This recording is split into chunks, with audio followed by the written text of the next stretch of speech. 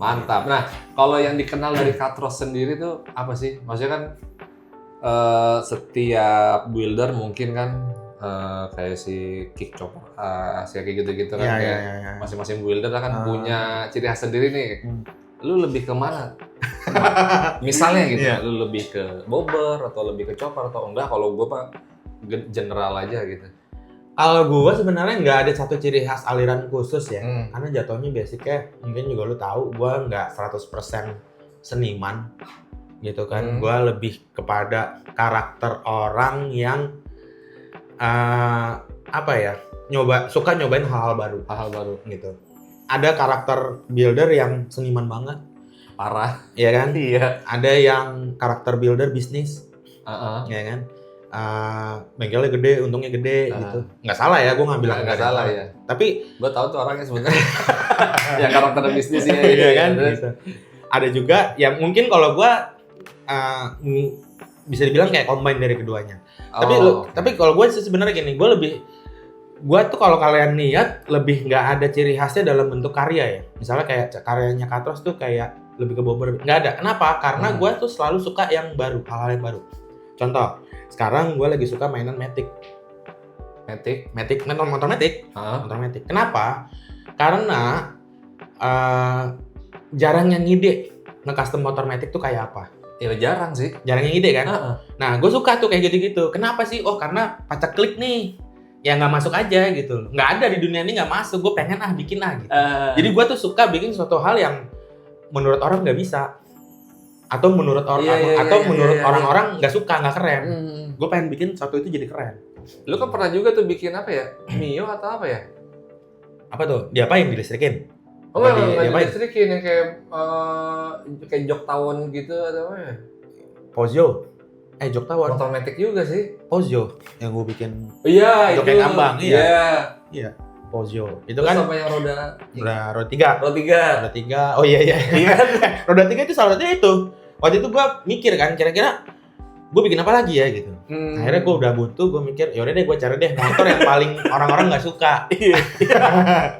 Ya kan? Gokil. Banyak apa yang paling dianggap hina, yang paling dianggap jelek gitu. Akhirnya roda 3 gitu. Roda 3 benar-benar roda 3 yang buat sampah itu kan. Iya.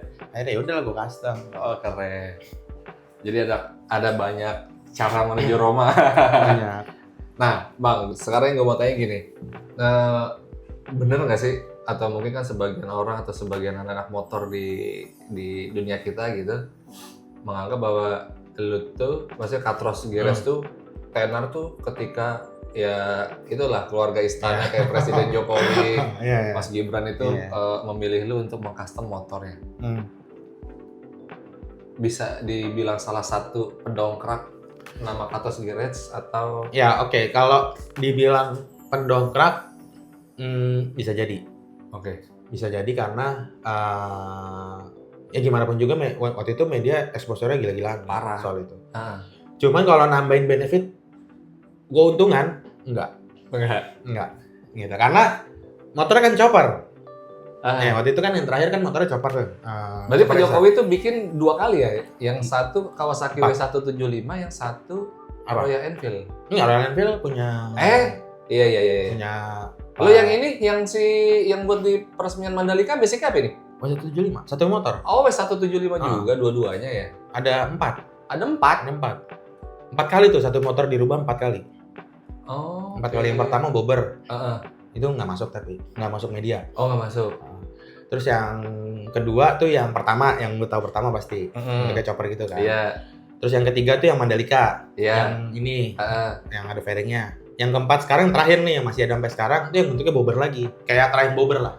Kayak triumph bobber gitu. Itu sempat dipakai ke Danau Toba apa mana itu? Itu yang terakhir tuh. Itu yang terakhir. 4 kali dirubah satu motor.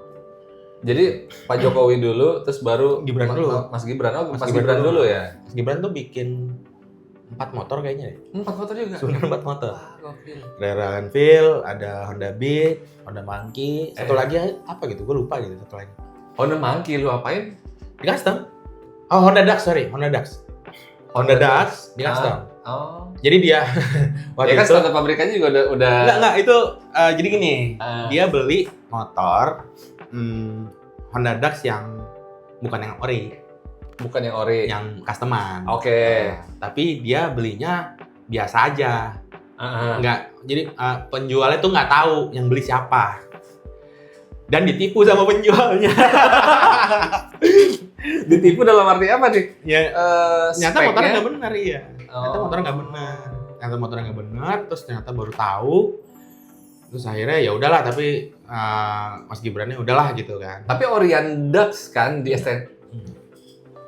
Gue lupa deh waktu itu, kalau nggak salah mungkin penjualnya bilang itu Orion ya, tapi ternyata enggak. Tapi ternyata aslinya enggak. Tapi ya udah, Oke, didiemin aja gitu.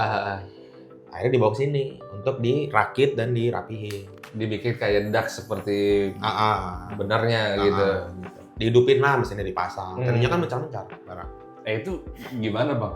Apa tuh? Awalnya? Enggak, gue tuh bener-bener, soalnya gue pengen tahu tuh. Gimana sih prosesnya ujuk-ujuk ada, misalnya ada pas pampres gitu datang, ya bapak mau itu atau saya dapat kontak dari itu. Enggak, pelan-pelan. Hah? Pelan-pelan itu prosesnya. Sampai lu sendiri nggak sadar. Iya. Pelan-pelan. Awalnya dari Mas Gibran dulu kan? Oh iya. Awalnya Mas Gibran, WhatsApp gitu. Bikinlah 1, 2, 3 project sampai selesai. Lu nggak nanya tuh, itu dapat kontak saya dari siapa gitu? Bilangnya dari YouTube. Oh, lihatnya dari YouTube. Bilangnya dari YouTube. Terus mungkin beliau ngelihat circle gua mainnya sama siapa. Terus akhirnya ditelepon. Waktu itu kalau nggak salah pertama kali nelfon itu ke gua tuh cuman minta konfirmasi nomor gua tuh ke Alit. Karena kan sama-sama orang Jogja Solid. Oh iya, bener. Gitu. Akhirnya ya udah bikin 1, 2 motor lah sampai kemarin itu. Dari situ ada satu motor kan RE tuh salah satu yang gue bikinin, motornya Mas Gibran Yang klasik 500. Nah motor itu gue pinjem buat display di salah satu acara otomotif juga waktu itu. Untuk display aja di booth Untuk gue. display, ya. Karena waktu itu gue buka booth kan. Iya. Nah gue display. Nah kebetulan Pak Jokowi datang ke acara itu. Iya, MS ya, apa sih? Blek-blek. Tumplek, belak. Iya. Datang ke acara itu. Nanya-nanya, ngobrol-ngobrol. Dia bilang, ya udah nanti orang asisten saya akan hubungin Mas Ateng gitu. Nah itu seminggu 2 minggu gue pikir ya udahlah ya basa-basi. Iya. Karena itu kan penutup pembicaraan kan gitu kan. Penutup pembicaraan ya. Nggak taunya benar di telepon, di WhatsApp. Dulu WhatsAppnya masih Pak Teddy, Mas Teddy tuh. Mas Teddy yang sekarang jadi. Iya dulu. Oh. WhatsApp Mas Teddy. Mas Teddy gimana nih Pak Ateng ini? Akhirnya ya udah. Nah waktu itu ngobrolnya belum ada motornya tuh. belum ada W175 Belum ada. Dulu minta saran kira-kira motor apa yang bagus dipakai untuk di custom. Wah, terima kasih banyak harusnya tuh brand ya. Hai. Bangga juga. Iya. Terus. Akhirnya lu pilih itulah. Ada beberapa brand yang gua suggest. Pertama ini. Oh, ada beberapa brand. Ada Oke. beberapa motor ya. Iya, Pertama iya. ini gitu. Iya. Oh nggak bisa bekas. Waktu itu pengen baru. Oh. Ada misalnya Mas Scorpio misalnya. Oh, Dulu Moge dulu, gue saranin Moge. Jangan Moge mas, kalau bisa motornya cc-nya di bawah 300, 200. Iya lah. Oke. Iya. Berarti keluar deh tuh yang lain kan, Hmm. kayak Scorpio apa segala macam. Awalnya Scorpio gimana? Scorpio oke mas gitu. Cuman nggak ada barunya, nggak mau. Nggak mau dong, ya. PE juga sempat gue tawarin. Apa? PE, PE. Patagonian Eagle. Benelli. Benelli ya. Iya. Cuman waktu itu karena Benelli udah masuk ke Cina ya. Udah lah. Jadi dia nggak mau. Oh jangan Cina, tanya gitu. Oke. Terus saya ngobrol-ngobrol akhirnya ya itu. Oke, itu. Si W itu yang paling masuk. Jadilah W dipesan. Udah bikin deh. Berarti itu sama motornya juga lu yang beli dulu? Nggak dikirim motornya. Oh, dikirim motornya? Lu motornya ini gitu kan. Iya. Ya udah timnya lah yang masak. Timnya. Langsung dikirim ke sini. Iya. Gitu. Keren. Mantap. Abis itu langsung tuh meledak Katros Garage. Ya secara nama balik lagi. Secara nama mungkin iya ya. Ngebantu banget. Dan secara kredibilitas ngebantu banget. Iya. Kalau sebelum ada motor Pak Jokowi, gua suggest apa ke customer nggak pernah dengerin. Serius gitu. Mereka bikin ya maunya mereka aja. Tapi setelah pernah bikin motornya Pak Jokowi, Mas Gibran dan lain-lain, customer tuh banyak yang udah terserah Mas Ateng aja, terserah Mas Ateng. Jadi bukan masalah gimana ya, tapi profesi gue sebagai builder berarti dipercaya gitu loh. Iya. Gitu loh. Langsung RI 1 ya. Gitu. Tapi kalau secara finansial enggak. Iya. Gitu. Dan secara aset digital juga nggak terlalu sebenarnya. Sebenarnya nggak terlalu. Kenapa? Karena pada saat itu jujur kalau dari gua tidak pengen pada saat itu ya, tidak pengen memanfaatkan momen itu untuk naikin nama Katros. Untuk publikasi Untuk publikasi. Kenapa? Gue pengen nama Katros naik karena karya. Iya dong. Iya, bukan karena pernah. Yes. Kenapa? Karena kalau gue memanfaatkan momen itu, kayak sekarang nih, kan Jokowi udah ganti sama presiden yang baru kan, dan seiring itu namanya juga akan tenggelam. Tapi kalau misalnya Katros gue bikin apa ya istilahnya, gue gedein namanya dengan karya, gue nggak terikat dengan itu. Jadi ada sosok apapun di belakang lu karena karya lu ya, karya lu gitu. Gitu. Gue daftar vendornya Honda itu 2019. Oh lu tuh daftar bukan ditunjuk? Ditunjuk. Tapi kan ngisi form. Itu 2019. Itu 2019 gue ngisi form. Nah, gitu. Tapi ya, tapi Honda kan juga sebenarnya nggak cuman punya satu supplier doang. Mereka bilangnya supplier. Bilangnya supplier. Nggak cuma satu supplier doang, banyak sebenarnya. Banyak ya. Pada saat gua ya, jadi begitu gua udah masuk nih untuk jadi supplier mereka, itu gua pitching loh pak. Oh tetep pitching juga? Tetep pitching, nggak gua tiba-tiba gua doang. Oh. Yang kebetulan pas awal-awal itu gua yang menang dulu, gua yang menang terus. Iya. Karena gua punya benefit, aset digital gua gede. Oh iya. Gitu loh. Itu dia. Gua cuma misalnya lu masuk nih pitching, gua pitching. Ya udah, gua samain aja sama harga lu. Gua pasti gua yang menang lah. Aset digital gua gede. Iya. Iya kan? Karena kan kalau bayar berapa? Iya. Kan nggak tahu tuh value-nya. Kalau bayar berapa lagi ya udah. Tapi lama juga ya bang ya? Lumayan sampai. Udah berapa tahun ya? Terakhir Stylo lu juga yang bikin kan? Terakhir. Tunggal tuh lu doang yang bikin? Stylo. Nggak tahu ada ngelibatin builder lagi? Oh ada juga ya? Ada. Sesuai mungkin sama ininya kali ya, sama konsepnya. Kalau sekarang lagi enggak. Ya belum ada produk barunya. Belum, enggak. Sebenarnya nggak produk baru doang. Ada beberapa produk yang gue bikin juga, motor-motor lama. Oh, kayak waktu itu Genio buat Blackpink. Itu gue bikinin.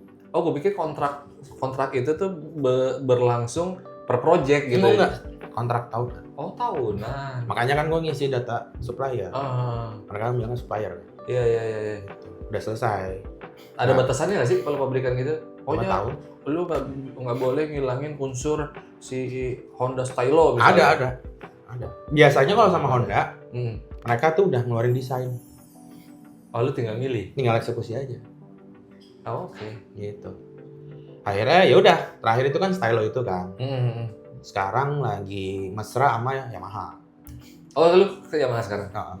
Tahun kemarin sama tahun ini Yamaha. Kan Yamaha. Aerox Alpha gue. Oh, Aerox Alpha di Yamaha Gear gue juga. Yamaha Gear.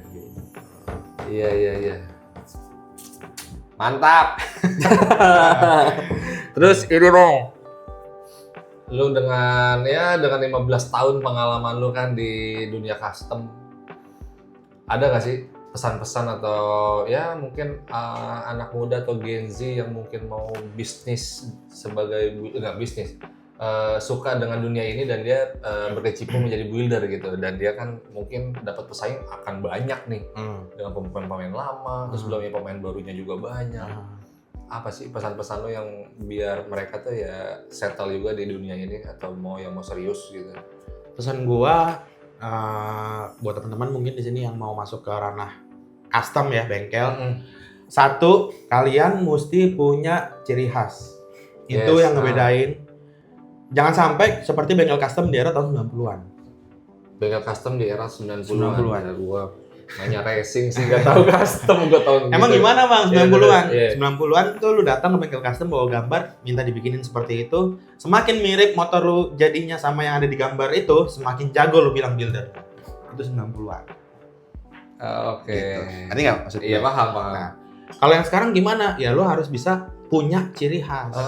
Gitu. Lu harus punya ciri khas dari karya lu sendiri. Tapi lu nggak dipaksakan. Berarti kan lu harus mau nggak mau lu jago gambar. Nggak sama juga. Bikin apa tuh itu pakai apa sih bikinnya? Pakai ilustrator apa? Nggak juga.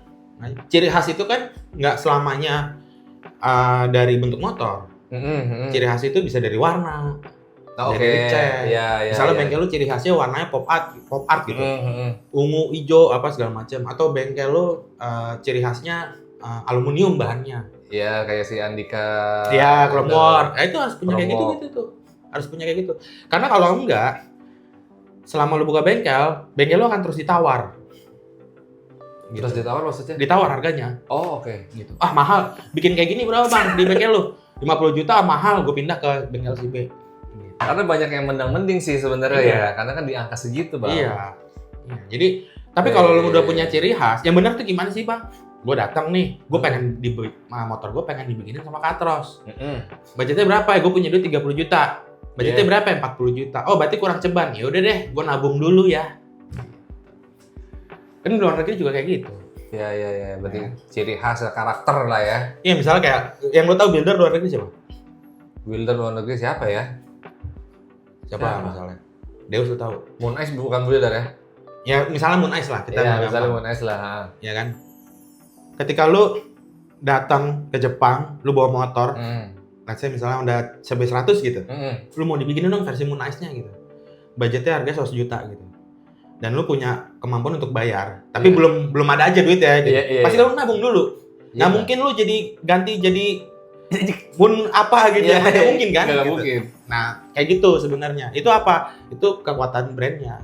Oke, jadi ada keinginan seseorang yang ingin bikin di elu berapapun budgetnya gue siap. Iya, karena brandnya, bukan karena harganya. Iya, karena gue maunya dibikinnya sama lu. Gitu. Iya, nah brand itu bisa kuat kalau kalian punya ciri khas. Oke. Terus, ini mungkin dipotong ya. Gue ada pertanyaan yang lupa gue tanya tuh tadi. Bentar ini buat yang di akhir. Bang, motor custom paling rumit dan paling menghabiskan biaya besar yang pernah lu kerjakan selama lu 15 tahun nih, apa? Ada nggak? 1 atau 2 deh lu sebutin. Apa ya? Kalau rumit, ada. Mau rumit itu dalam arti konsumennya ini nih, Bawel. ribet nih, bawel. Cuman akhirnya lu bisa mengejawantahkannya lah jadi si barang itu. Kalau bawel sih enggak, karena itu tadi, gue selama beberapa tahun itu kan gue udah punya sistem. Sistemnya itu yang gue bikin salah satunya untuk mencegah customer gue. Udah ada sistemnya. Oke. Ya, salah satunya misalnya SOP-nya itu adalah visual inspection. Ini gue contoh aja ya. Jadi ketika motor datang, itu gue visual inspeksi. Mesinnya gimana kondisinya dinyalain, lampu depan hidup apa enggak, lampu sen hidup apa enggak, dan semua segala macam. Sampai ketika pulang, ketika selesai, itu visual inspeksi itu dicek lagi. Contoh nih, misalnya motornya mesinnya mati, sampai ke Katros. Motornya mati gitu. Terus dia ada kesepakatan untuk ya udah yang beneran mesinnya orang lain, bukan Katros. Berarti kan Katros ngerjain motor dalam kondisi mesin mati kan? Mesin mati, iya. Nah begitu udah selesai, kan itu progresnya lama nih, bisa 3 bulan, bisa 2 bulan, bisa lebih kan. Nah kadang customer tuh lupa. Begitu udah jadi, dia akan ngomong, loh kok mesinnya nggak sekalian? Si anjing. Banyak loh kayak gitu. Banyak loh, itu baru mesin doang. Lah kan lu bilang dari awal mesinnya biar dikerjain. Iya. Nah, fungsinya apa? Supaya nggak cekcok. Nih visual inspection waktu pertama kali motor lu datang dan lu tanda tangan. Ada tanda tangan tuh. Ada tanda tangan. Lu mengetahui bahwa mesin motor lu mati kan? Dicek itu. Lampu depan hidup nggak? Mati. Tulis mati. Lampu depan. Mesin mati. Nah ini ada buktinya. Nah, itu salah satu SOP yang gue bikin supaya customer-nya nggak terlalu bawel. Nggak terlalu ribet, bawel lah. Nah, terus kadang juga ada desain. Desain itu juga sebenarnya masuk SOP. Jadi ketika desainnya itu ketika motor itu jadi, terus dia bilang, kok kurang ya? Lah kan udah sesuai desain. Yuk kita hitung-hitungan yuk, dari desain ini tingginya seberapa, dari aslinya berapa. Gitu. Kadang itu dari selera customer yang salah. Ada loh, gue bikin motor kayak dari RE. Dia awalnya masuknya minta dibikin kayak Triumph Bonneville. Tahu kan? Triumph Bonneville yang satu lebih gendut, ini lebih inilah si RE kan? Ya model RE-nya biarin aja gitu. Modelannya sama aja. Tapi intinya dia minta dibikinin jadi kayak Triumph Bonneville. Begitu udah jadi, tau nggak dia bilang apa? Kok nggak mirip Ducati Scrambler ya? Jadi gitu loh. Bener nggak lo? Gila lo. Kok nggak mirip Ducati Scrambler ya? Wah saya kecewa nih gini. Gitu ngomongnya. Ya gue keluarin desainnya. Nih mirip nggak sama desain? Kemarin lo desain kayak gini nggak? Iya. Tapi ya kenapa ujuk-ujuk? Iya. Ducati. Akhirnya dia baru ngomong, ya mas sebenarnya di pertengahan jalan saya punya pikiran saya nggak jadi bikin kayak Triumph, saya pengennya bikin kayak Ducati Scrambler. Ya kan itu cuma ada di pikiran lu itu. Iya. Itu nggak nyampe di gua. Harusnya seaneh itu. Kayak ngomong sama cewek gitu. Bener gak sih? Bener. Iya gak? Iya. Masa lu harus mahamin dia ya gak? Iya benar. Bener kayak cewek. Oke, siap. Berarti kalau itu kan rumitnya kayak begitu, ya inilah apa bumbu-bumbunya lah ketemu sama orang ya. Kalau untuk yang paling mahal sendiri, yang paling ya mungkin wah itu puas banget nih. Ya kan puas nggak sejalan sama harga juga sih kalau puas, maksud gua kalau dari yang paling banyak biayanya gitu, paling mewah gitu, paling mahal. Paling banyak sebenarnya waktu itu gue masuk di angka kalau nggak salah 200 juta. 200 juta. Mungkin kalau misalnya mikir kayak, tapi kan Harley bisa sampai 500 juta bang, 200. Oh ini basicnya Harley? Enggak. Misalnya gue ngerjain motor, itu budgetnya 200 juta. Budgetnya sampai 200 juta. Nah, kalau lu ngomongin standar 200 juta, itu sebenarnya nggak mahal banget. Karena kalau ngerjain Harley itu bisa sampai 500. Ya kalau ngomongnya Harley, misalnya kalau 200 juta ngerjainnya si Scorpio kan. Nah, itu dia masalahnya. 200 jutanya gue ngerjain di Inazuma. Gitu. Jadi bisa dibilang lumayan mahal untuk ukuran motor Inazuma. Iyalah. Dan itu orang Papua dulu ya. Oh, Orang Papua, dan itu udah sempat nggak ada seri ya. dan itu udah sempat gue tolak juga waktu itu kerjaannya. Gue tolak, terus dia tetap mau. Ya udah akhirnya gue kerjain. Itulah branding lu yang berhasil itu ya. Iya. Memang nggak mau, gua harus bikin sama lu. Maksud gue, kalau gue udah tolak, terus orang itu balik ke gue, tetap mau dibikinin sama gue. Gue gue tuh gimana ya? Nggak lantas jadi males-malesan, enggak. Tetap gue kerjaan seprofesional mungkin. Gitu. Asal itu tadi ya. Dia emang butuh Katros untuk sebagai konsultan. Itu bukan dia. yang kayak yang ditelanjangin doang itu tadi. Yeah. Kalau itu kan terpaksa gue kerjain, ya udah seralah gitu. Karena emang dia nggak butuh masukan dari gue. Kayak gitu. Oke. Udah guys, jadi gitu aja video gua ngobrol-ngobrol dengan Andi Akbar, Ateng, Katros Garage, sukses terus. Siap. Thank you. Semoga dunia custom kedepannya semakin bergairah. Semakin bergairah dan semakin nice dream. Tadi apa kata lu? Ya, mimpinya anak otomotif. Jadi buat lo yang bermimpi ingin punya motor custom, begitu prosesnya. Prosesnya kurang lebih kayak gitu. Dan lu laki-laki hidup cuma sekali. Paling nggak lu mesti ngerasain gimana rasanya punya motor custom sekali seumur hidup. Jadi jangan ya begitu. Jangan takut. Jangan takut motor custom. Tinggal cari bengkel yang kalian percaya di mana. Nyari bengkel custom tuh kayak nyari pacar lah ya. Kayak nyari pacar ya. Jangan buru-buru juga. Siapin dananya, jangan seadanya. Tapi kalian siapin dananya yang dibutuhin berapa. Dan kalau kalian baru mulai, usahain mulai dari motor kecil dulu. Dari motor kecil dulu. Jangan langsung ke motor gede. Yes. Kalau motor gede, ada satu dua hal yang kalian gak sukain dan ternyata kalian shock culture terhadap itu, kapok main motor custom. Jadi mulai dari yang motor kecil dulu. Dari motor kecil dulu. Murah-murah dulu. Kalau misalnya happy, naik lagi lagi sampai ke motor gede. Gitu guys, sampai jumpa di bincang-bincang selanjutnya. Bye.